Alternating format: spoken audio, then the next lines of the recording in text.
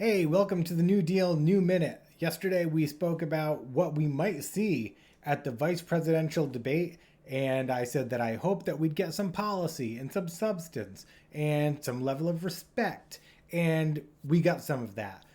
We got to hear Mike Pence and Kamala Harris talk about different stances on different issues, from the Supreme Court to the New Deal to jobs, coronavirus. We did get a wide spectrum of topics, and we got a moderator who did the best that she could to try to reel in the candidates.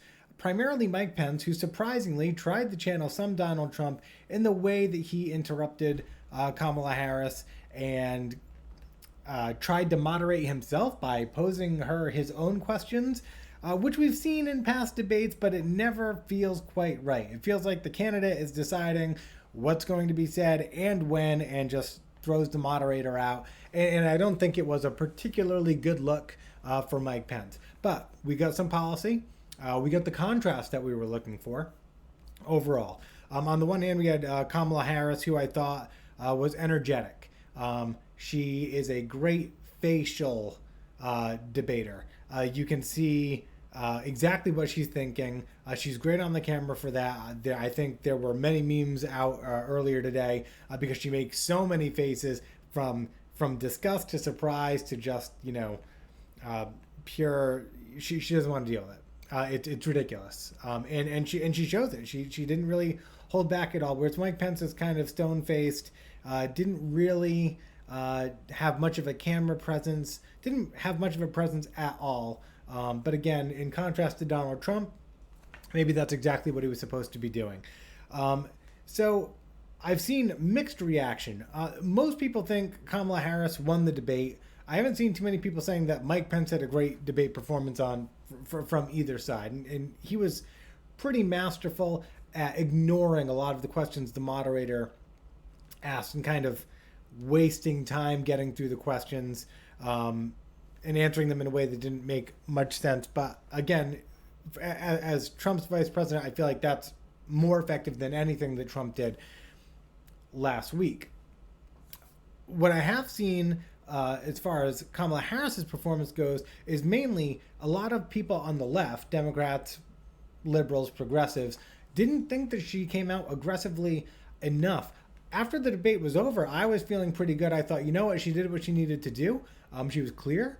She was decisive in her answers. She gave relatively good statistics and facts to back up the things that she was saying. But a lot of people didn't feel like she came through aggressively enough on some of the major issues.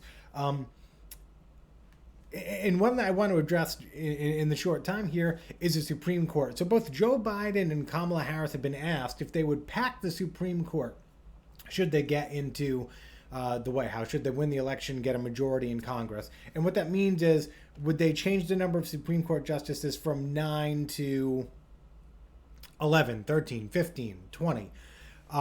And a lot of people think this is ridiculous, but this has been done 6 times in U.S. history. We had 7 justices in 1807, just got to read off here, 9 in 1837, up to 10 justices in 1863, back down to 7 in 1866, back up to 9 in 1869, and that's where we are today.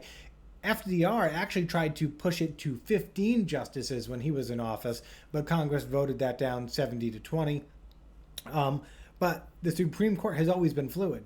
And so should the Democrats get in office, it is an option for them to potentially pack the court and put more justices on. I guess the idea being that they were wronged in 2016. And where I think a lot of people think Harris could have been stronger is she was kind of given a softball on the question of, would you, not so much would you pack the court, but what is the reasoning for it? And Republicans for too long have gotten to have their cake and eat it too with this one.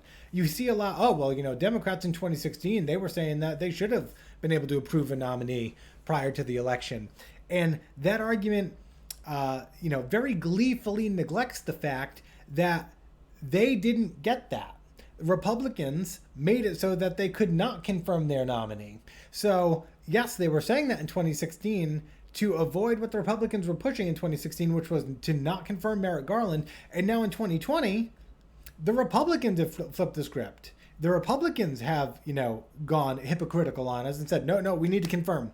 We need to confirm. 2016, over 200 days out? No, we should not confirm, but 2020, 46 days before the election, we need to confirm. They can have their cake and eat it too. And Kamala Harris had an opportunity to stand up for Merrick Garland, who is a moderate justice, who Obama selected specifically so that he may get approval from conservatives, and many conservatives liked him. So she could have at least been more aggressive there. She could have been a little bit more aggressive on healthcare. She did shine in a few moments with healthcare when she said, if you have pre-existing conditions, they're coming for you. And I feel like that was really strong. I felt like she did a really good job painting the failure of the Trump administration for the COVID pandemic. And I think overall, my point of view is that prior to the debate last night, the news had come out that Joe Biden has the largest lead he has had in any national poll. He's averaging over 10 points. And at that point, it makes sense for Kamala Harris to do no harm in the debate. Don't take a risk answering a question on the Supreme Court. Don't take a risk being overly aggressive. Don't take any risk that would alienate the Republicans that are supporting Joe Biden or the conservatives that are supporting Joe Biden. If you run it down the middle, you get the votes. And while people like me might be disappointed that we don't get that kind of like aggressive, validating arguments that we'd like to see from our candidates from a political strategy standpoint, I think Harris did the right thing, ran it down the middle.